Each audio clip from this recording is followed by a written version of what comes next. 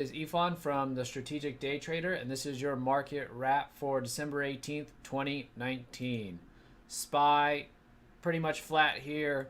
Q's looking also just about flat, just up a little bit, but giving it back here as we speak. Now, coming into today, okay, we were looking at yesterday's low as our first indication that we may be due for a bit of a pullback. Probably going to be a short-lived pullback, maybe hours or days, not something like lasting, weeks or months. Just looking for a change from bullish to neutral. That's going to remain the case going into tomorrow, okay? Using yesterday's low, we've basically been putting in these very, very tight ranges. You can see how tight yesterday's range, very, very narrow. Okay, so still bullish here, and looking to see if we break below yesterday's low. That's a base that's been established over almost 2 days there, and then if we break underneath that, I expect us to pull back in some more. Okay, but the bias going into tomorrow going to be bullish, going to switch to a little bit more neutral in the short term if we get underneath yesterday's low on the Qs and SPY. All right, so looking at the daily here, though, it's going to take quite a bit for us to change the bullish bias on the larger time frames here. There's the daily, okay, weekly, also still all out uptrend here, looking pretty bullish. Okay, so not much different happening over the last couple of weeks. Kind of just been monitoring the short term, acknowledging that the long term remains very, very bullish. So, not a lot going on here. And I think we kind of knew that once there were a couple events out of the way, FOMC, trade deal issues, once those things were kind of out of the way, the market has kind of gotten a lot of that uncertainty out of the way. And the market doesn't like uncertainty now that it's out of the way. It's kind of just been creeping higher. Okay, now let's talk about today's plays. All right, FedEx gap down today. And I got a really good question in the room. Although this play was from Sammy, the question was, why was this a favorite? Why was this given so much attention at the open? Why was this focused on, right? And why was it played so early? And the answer is that it is the quality of the gap. Now, I've been saying for the last week or so that it's not a bad idea to start being more selective. You may not be taking as many trades per day, but I think, that may not be obvious to, okay, how do we be selective? How do we know what to go after, right? And so what we're going to talk about here is where to kind of start with that analysis, where to start when we're deciding, okay, is this something I should focus on? Okay, so we're talking about the quality of the gap, okay? And so when we look at the gap, the first thing we want to look at is, are there people potentially trapped?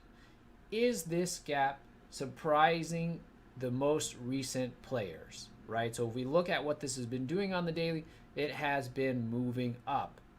So we know that anybody who got in it over the last couple weeks prior to today and held it into today is now looking at a losing position.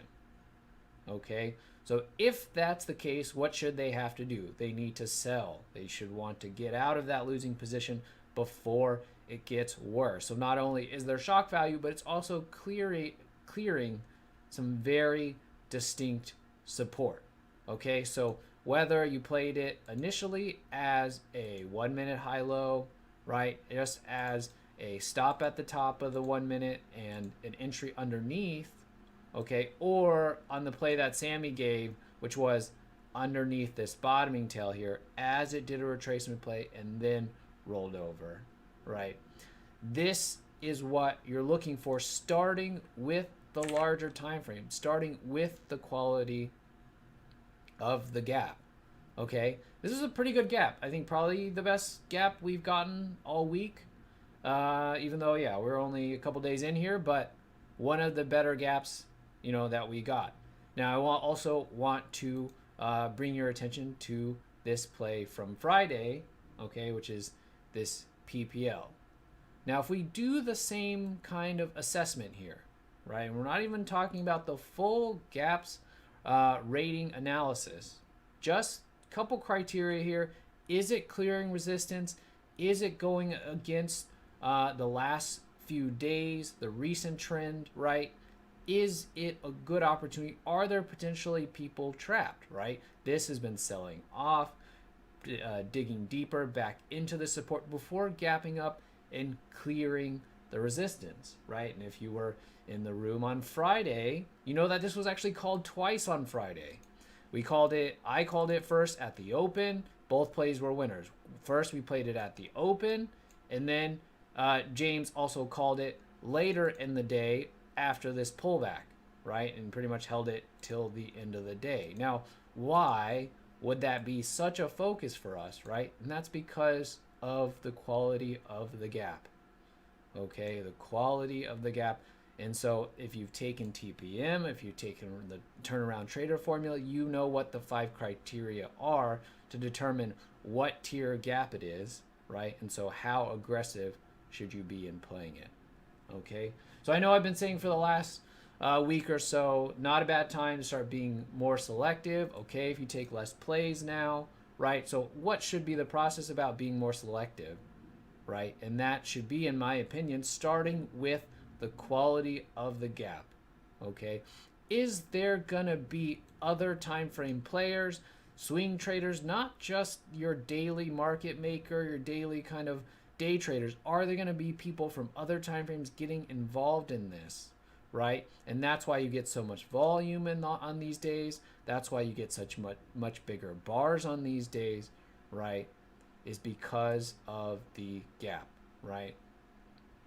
So I know, and then, you know, in the case of the FedEx, that had earnings, so you probably had players looking at the fundamentals and the balance sheet of this thing also getting involved. That does add an additional catalyst when they report earnings, right? But we know that anyone who went long in the last couple of weeks and held it into today is not too happy, probably looking to sell, get out of that position before it gets worse, right? So that's the idea of trap traders, okay? All right, so yeah, so I thought it was a very good question. We generally, you know, always want to take that top-down approach, and as we become more selective, right, that should be even more the focus, okay? All right, hope you guys did well today. We're going to be back at it tomorrow. Remember, going into tomorrow, still bullish on the market, underneath yesterday's low, more neutral, letting this thing pull back. Don't think it's necessarily a good time to be entering long, right? So if we break under yesterday's low, expect a short-lived pullback, and then we'll see what kind of pullback we get. All right, I'll talk to you then. Have a good evening.